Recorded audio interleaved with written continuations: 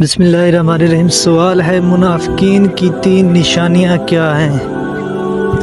حضرت ابو ہریرہ رضی اللہ تعالیٰ عنہ سے روایت ہے کہ آپ صلی اللہ علیہ وسلم نے ارشاد فرمایا، منافقین کی 3 نشانیاں ہیں: جب وہ بات کرے تو جھوٹ بولے، جب وعدہ کرے تو وعدہ خلافی کرے، جب اس کے پاس امانت رکھوائی جائے تو اس میں خیانت کرے۔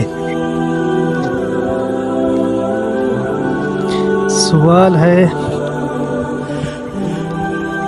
میت کے ساتھ کون سی 3 چیزیں ساتھ جاتی ہیں جن سے 2 لوٹ آتی ہیں اور 1 وہیں رہ جاتی ہے؟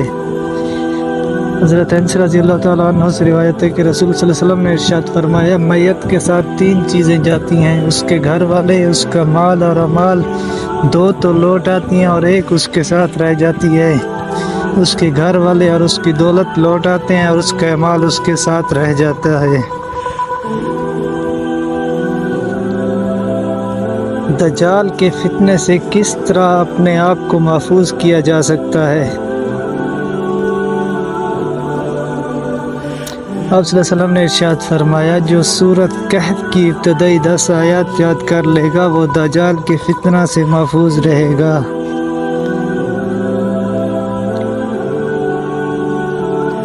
سر سے وار کر صدقہ دینا کن کافر نے ایجاد کیا؟ یہ یہودیوں کا طریقہ ہے یا کسی بھی چیز کو سر سے پھیرا دینا اہل یہود میں ہے؟ ایک حدیث میں ہے کہ صدقہ دائیں ہاتھ سے کرو اور بائیں ہاتھ کو پتہ نہ چلے، صدقہ نیت سے ہوتا ہے نہ کہ سر کے اوپر سے وار کر۔ کس درخت کو کاٹنے والے پر آپ صلی اللہ علیہ وسلم کی لعنت ہے؟ رسول صلی اللہ علیہ وسلم نے فرمایا، بیڑ کا درخت کاٹنے والے پر لعنت بھیجیے۔ جنت میں سب سے پہلے کس چشمے کا پانی پلایا جائے گا؟ مشروبات میں سب سے پہلے سلبیل نامی چشمے کا پانی پلایا جائے گا جس میں زنجبیل کی آمیزش ہوگی۔ قیامت کی آخری نشانی کون سی ہوگی؟ یمن سے آگ نکلنا قیامت کی آخری نشانی ہوگی۔ آگ لوگوں کو گھیر کر میدان حشر کی طرف ہانک لے جائے گی جو کہ ملک کے شام میں ہوگا۔ جنت کی 4 نہروں کا پانی کس مشہور جگہ پر گرتا ہے؟